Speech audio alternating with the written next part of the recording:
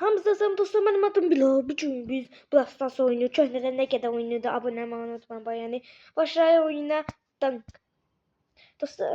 Dostlar video atmadan neçə gündür məktəb yüzündə məktəbə gedirəm.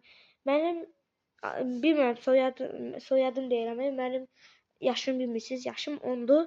Belə məktəbə gedirəm. 9 deyirəm. Yenə nə bir çarşıram. 4-cü sinifə gedirəm. Məktəbə yüzündə belə təhtil belə video çəkməyə başladım. Başladıq oyuna. Aha.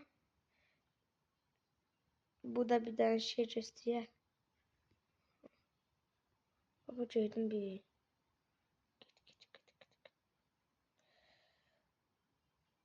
Oy,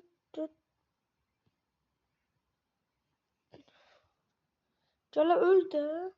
Hı, öldürdüm. Brawl Stars'da yaxşı oldu. Bütün silmiştim. Bütün de aldım dostlar. Valla kimse yok değil.